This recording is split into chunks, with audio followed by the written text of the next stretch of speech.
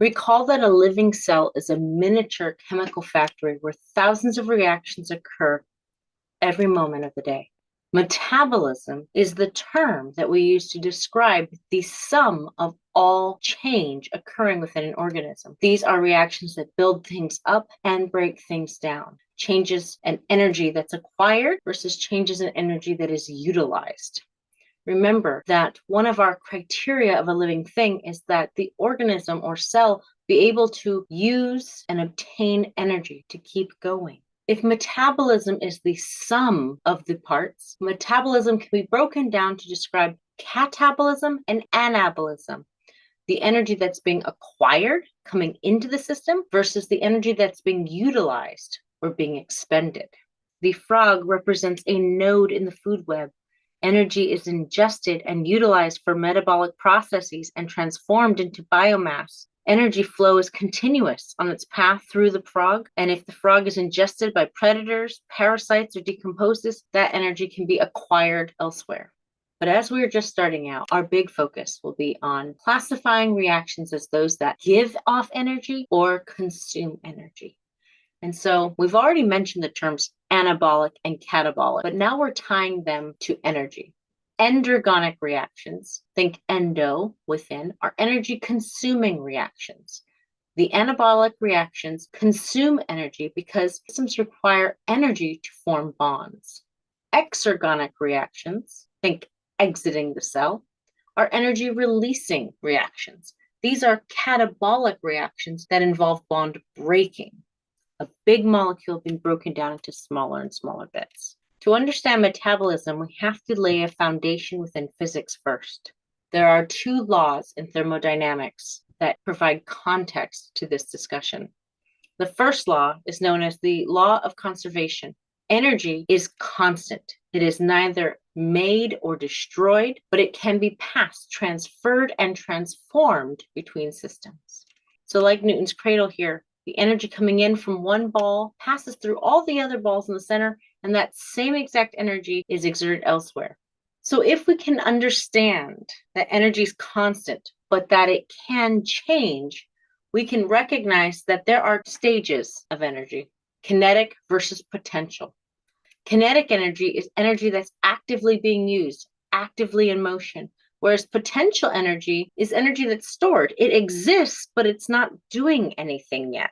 Taking a look at these four scenarios, see if you can identify kinetic energy that's actively entering or leaving a state and potential energy. When energy is being utilized or changing between systems, it's important to note that the energy can be converted from one form to another.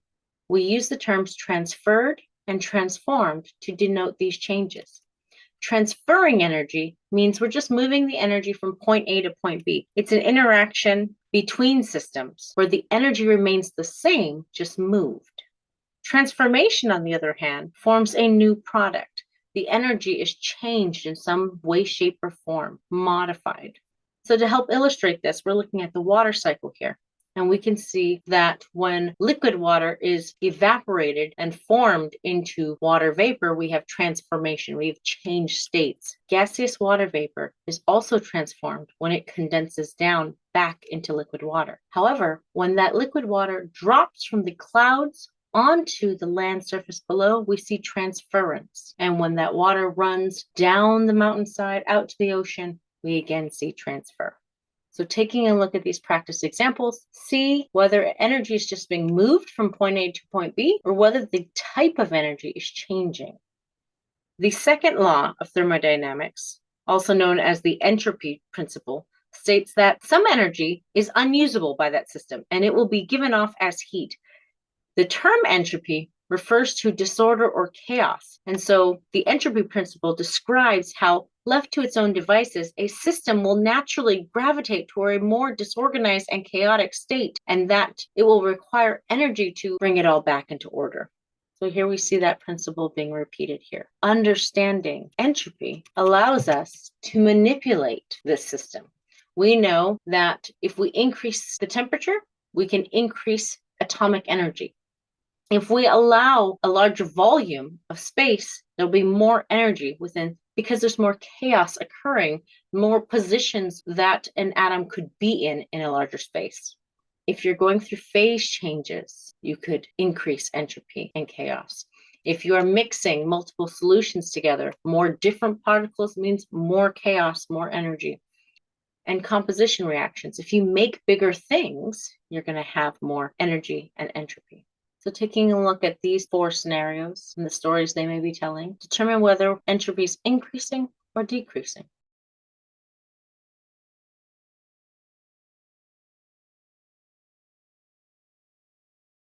Recall that all chemical reactions involve bond breaking and bond making.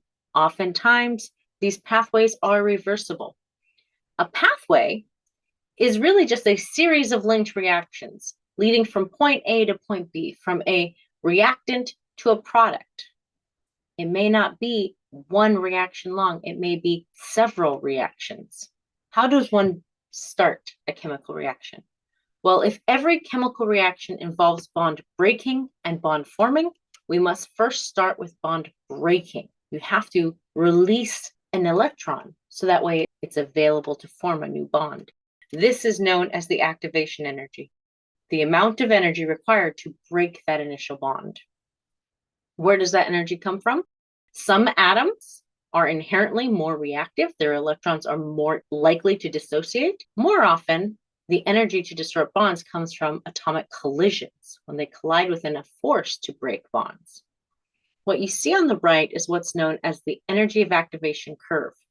We see a small hump. That's the height required to break the first bond. And then the slope downward is the actual reaction taking place. This height may vary depending upon the type of reaction that's occurring, but in all cases, the initial bump is the energy required to break that first bond.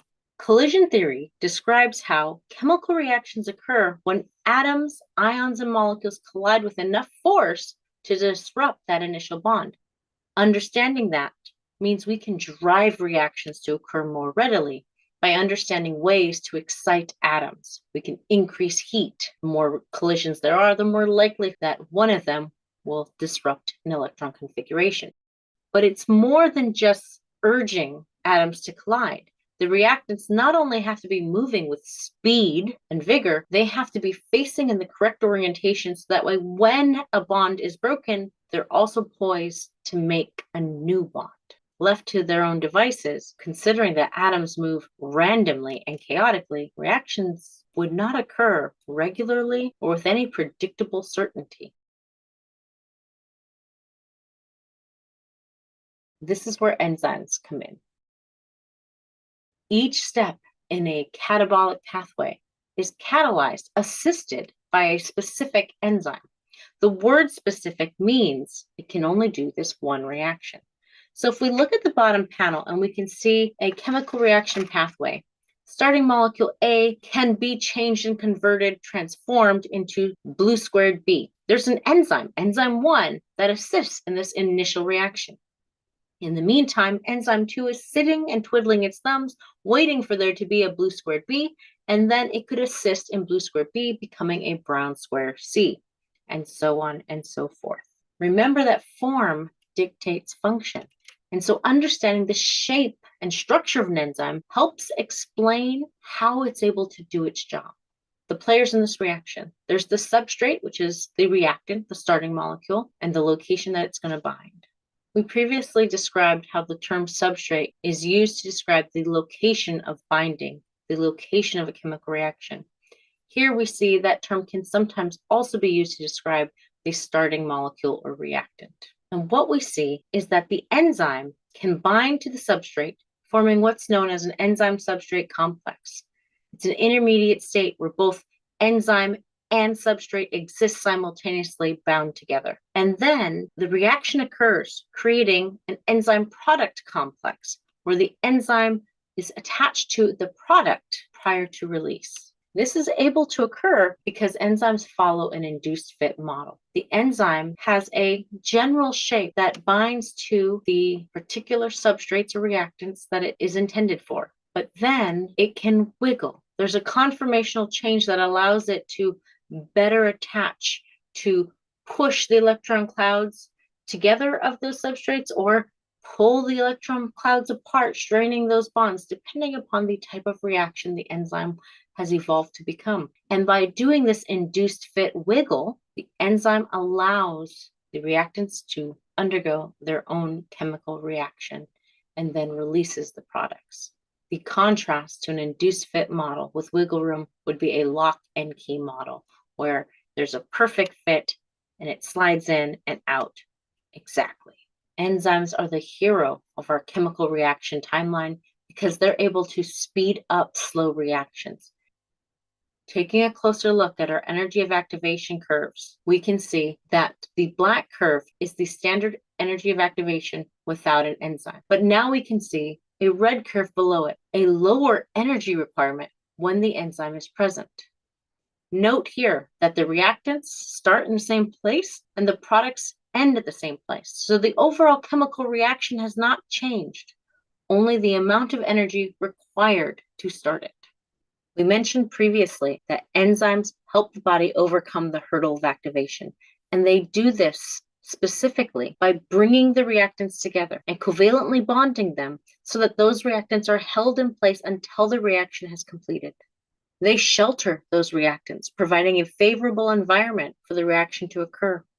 Because of that induced fit, they can push the reactants together so their electron clouds can bond together in a synthesis reaction, or pull them apart to strain existing bonds in a decomposition reaction.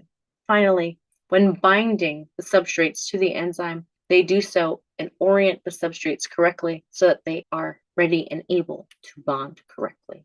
Each enzyme in existence has its own optimal environment. This is based on the organism or organ it resides in and the type of work that it does.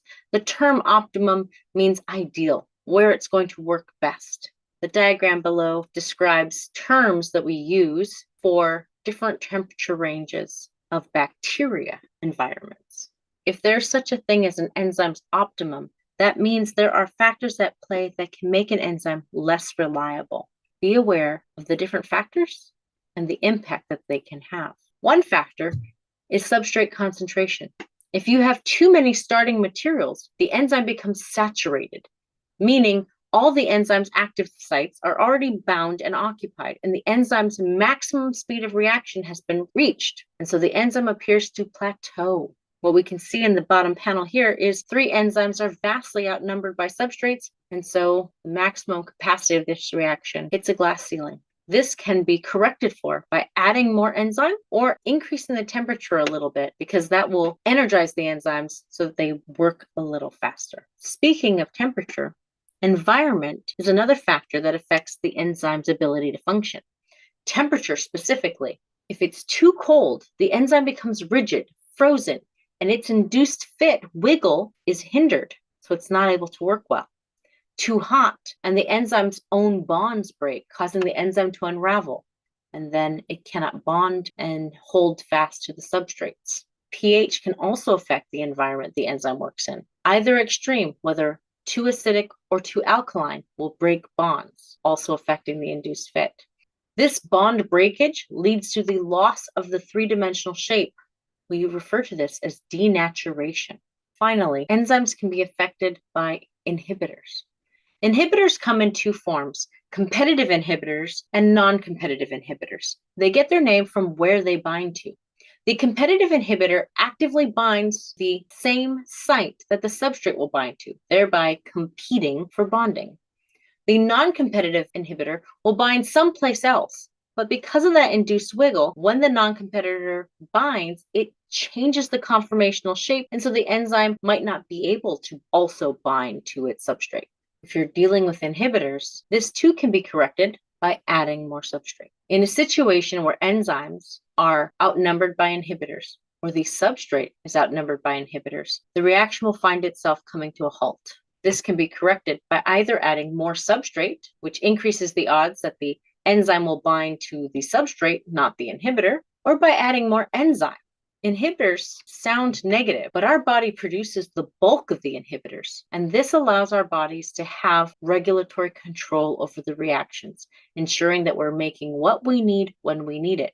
Understanding this has led us to capitalize and pharmaceutically provide therapeutic enzymes to compensate and modify systems that are in disarray. Further study into enzymes and their inhibitors have revealed a feedback inhibition. Often, it is the product of the pathway that acts as the inhibitor.